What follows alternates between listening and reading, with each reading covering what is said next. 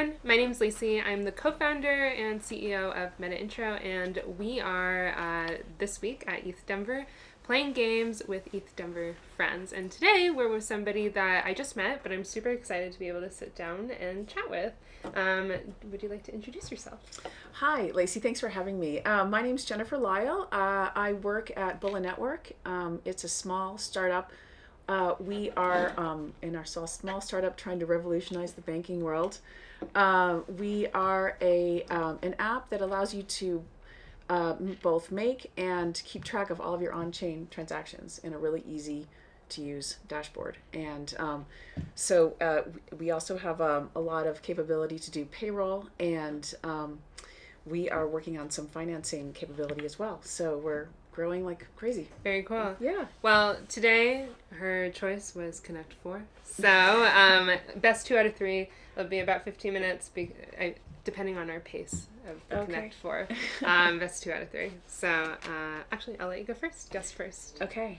I can't vouch for my Connect 4 skills, but I will. So what's your role at the company? So I've been doing marketing and communications and some business development as well.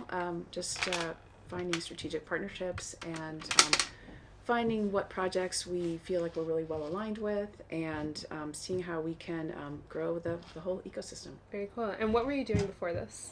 So my background is as a journalist. And I worked in print journalism for a long time, and then I worked for a big engineering company doing content and communications for a big engineering company. So, and how long have you been with Bulla?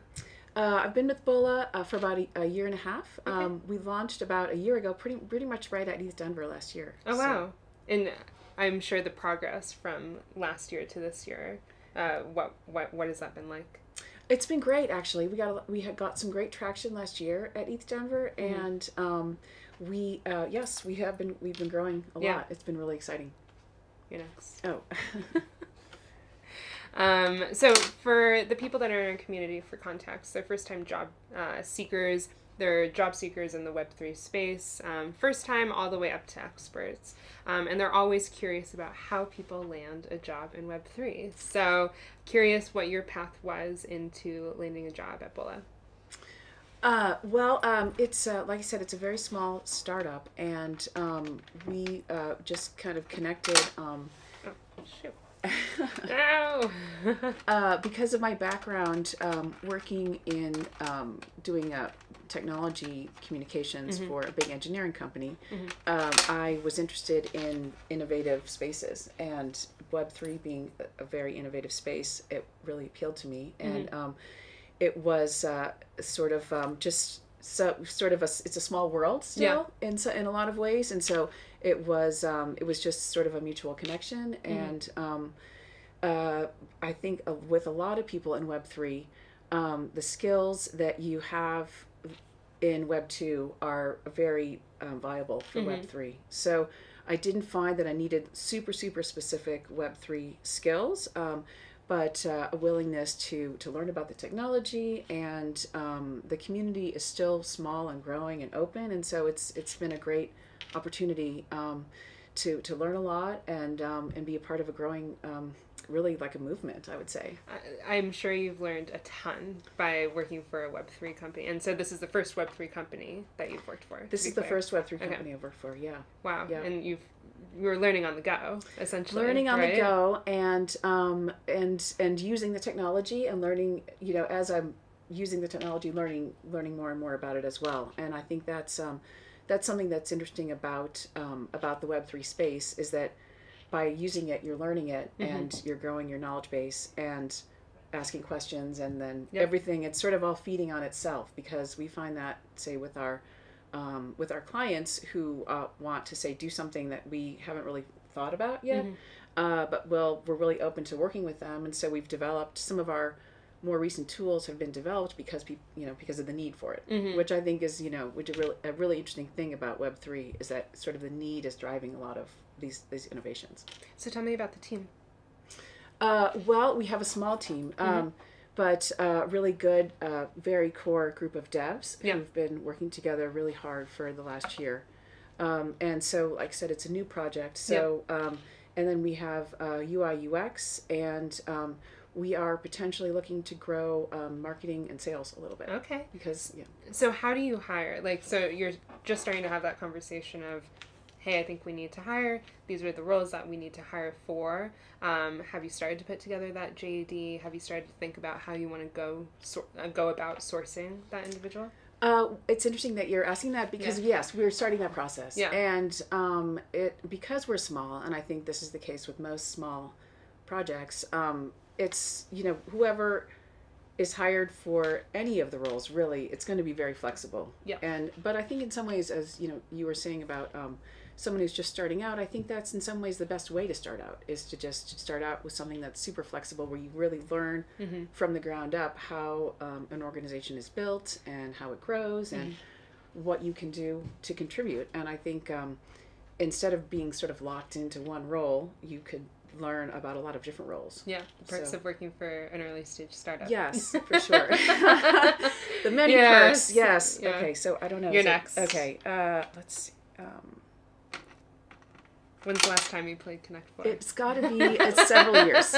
Yeah, it's so for context, you are also playing against somebody who actively plays Connect 4, probably 4 to 5 times a week. Okay. I have the Game Pigeon app in the iPhone where you can play games with your friends. Yes. My best friend and I have it's between the Connect 4 and there's like a shooter game. We actively play this. There's always stakes.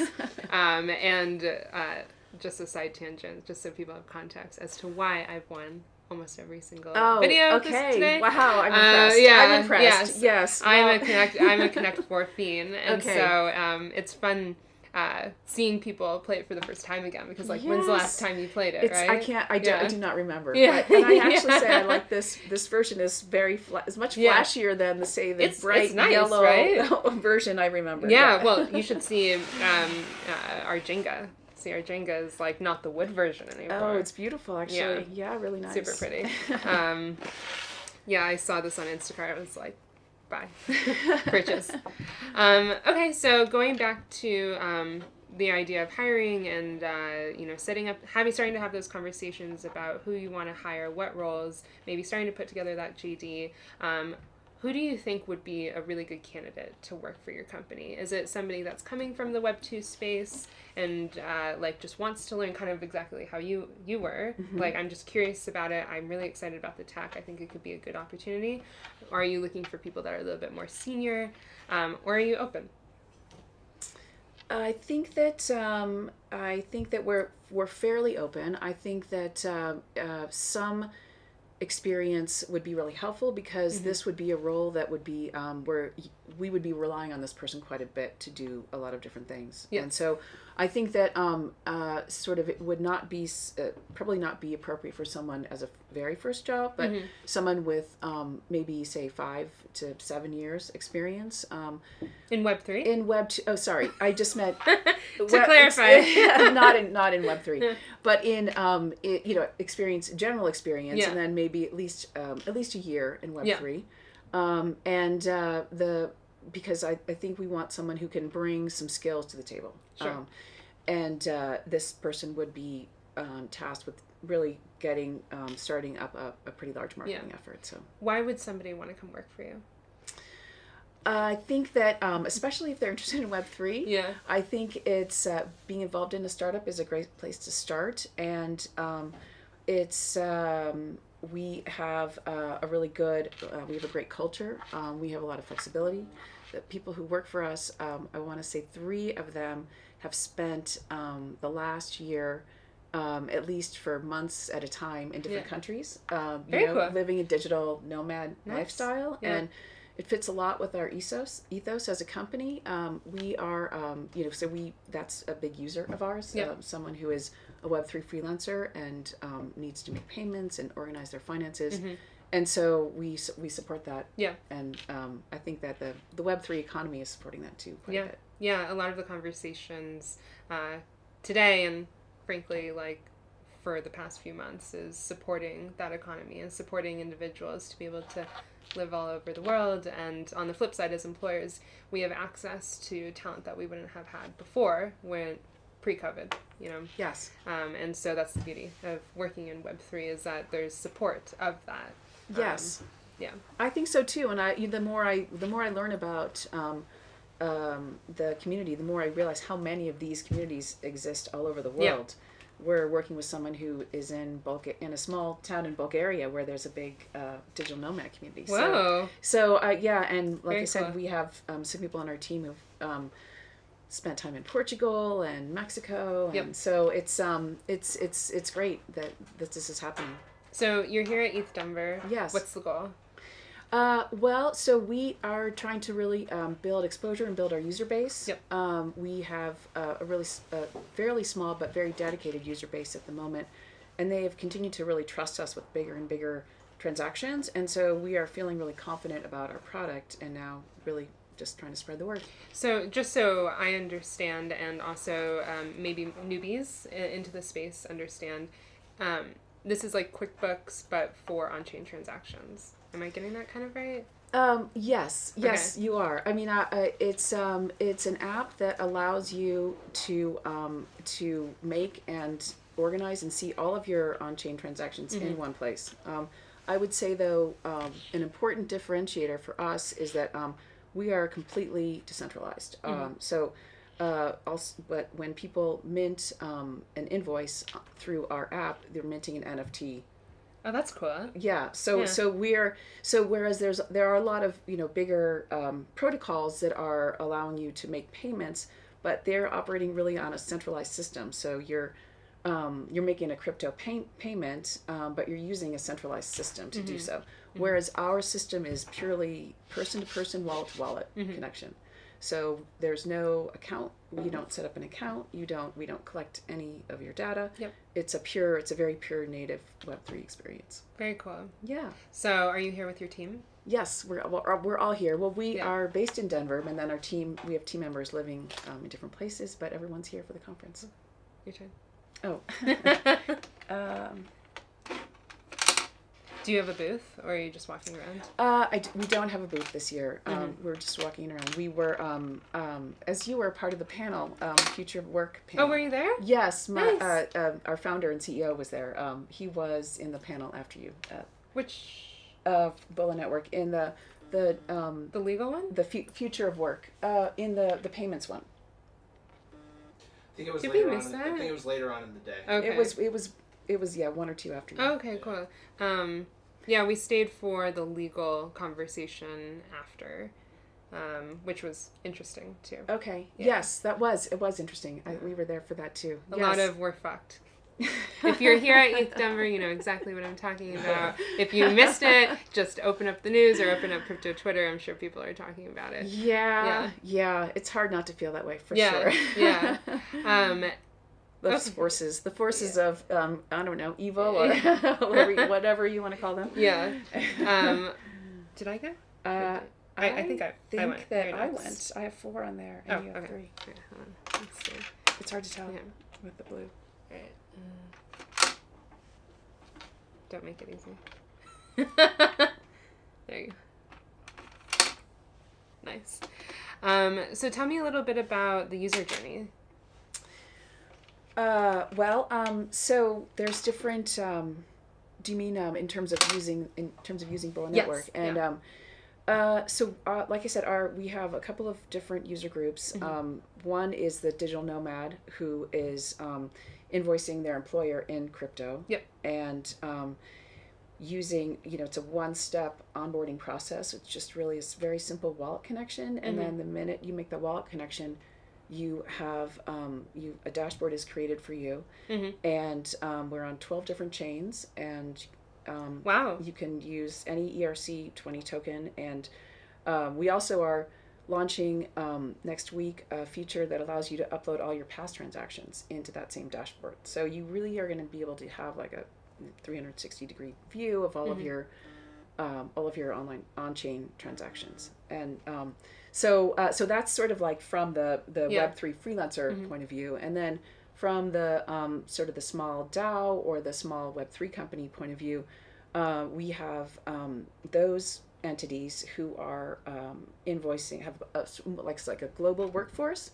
paying them in crypto, and so uploading a CSV file with all of their payroll transactions, and so they're able to, on their side, use that functionality to pay their workforce. Very cool. Yeah, and the minute an invoice is minted, the minute a payment is made, then it's updated for everyone because it's all on chain. What does that look like when you say minting the invoice? What does that look like? What does the NFT look like? It's a transaction code, and so we're working on a little bit more flexibility with that.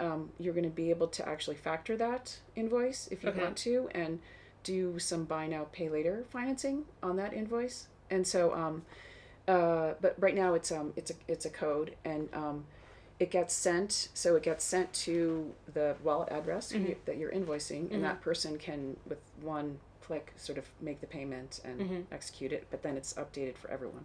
Got it. So it's not like, so the people that are listening, when you say mint an invoice into an NFT, they're probably thinking of like NFT, like art NFTs. Like an art NFT. Yes. No. So you're introducing, so you're introducing like, not like this isn't the first time, but like this is a conversation of utility of NFTs. That's not art. Exactly. And so, to somebody that's listening might be thinking like, is it like physically an invoice? Like, and is it a picture of it? But you're talking about something it looks a little bit different. Yes, I mean, and in fact it does. When you go to actually create the invoice, you're filling out a form that is like a transaction form. Gotcha. But then the way it executes is through, it gets sent as a code that you can pay in one click. Very cool. Yeah. Oh, is it me? I'm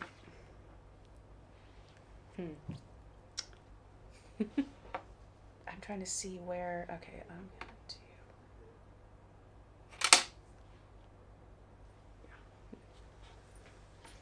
I don't know. I think I got you. No, I'm kidding. There was another game earlier today where there was another person watching, and they're like, they've got you. And I'm like, what do you see that I don't see? I don't know. Yeah. Let's see. So what kind of events are you going to? Well, there were some early events that that were before the conference, and our devs are actually working really closely with Huma Finance, doing a lot of hacking with them, and so there's been a lot of collaboration with our team and some of the other teams in the Hacker House this week. Hacker House. Yes, yeah. So they. So and then the other events, we were at the DeFi stage quite a bit today, actually, in the Sport Castle. Really interesting talks actually on use cases, which is obviously something that we're really, which is near and dear to us because we're really trying to build use cases and finding that's really appealing for people to understand. Try to spread the usage and the ecosystem. The line was like around the corner to get in, right? It was for registration. Gotcha. Not for so if we were registered, but the registration was crazy. I was scrolling through Twitter in between some of these tapings, and everybody's saying like, look at the line like around the block. How amazing that is. Oh, it is amazing. Yeah, and everyone was just standing. No one was sort of like getting upset. Yeah, everyone was just happy to be there. Like, what are you building? What are you building? Yeah, exactly. Is it me? Yeah. Okay.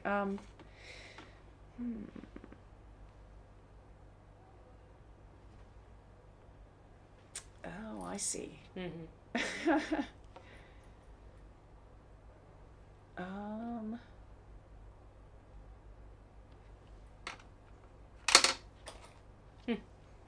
So if somebody wants to get their resume in front of you or somebody on your team, how would they go about doing that? That's a good question. I would say, we haven't started the actual process yet, but when we do, we'll put it out on social media. We have a Twitter, which is just at Bulla Network, and we will be probably using your site as well. So how does that work? Yeah, I'm very, so very intrigued with what you're doing. most people online know us for our Discord, and Okay, for anybody that's listening, you're probably in our Discord and have probably found a job opportunity or two to apply to. But our Discord, there's about 3,000 jobs or so posted in the community a month, ranging from non-technical to technical opportunities, from the small guys all the way up to the big unicorns. And that's what a lot of people online know us for, is the Discord. But our product, we're building a resume wallet for Web3. It's a multi-chain custodial wallet that holds all the things that you put in your resume and interacts as a browser extension with job applications. So instead of uploading your PDF resume, you connect your wallet. And so our goal is to reduce the time to hire by putting verifiable skills on chain and allowing individuals to take those skills and land a job with them. It's great. Yeah. So once we're live, I'll let you know, because maybe you'll be able to use us. Okay. Yes.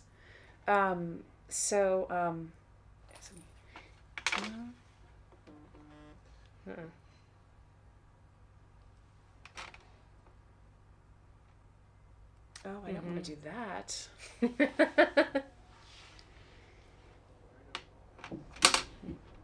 sure?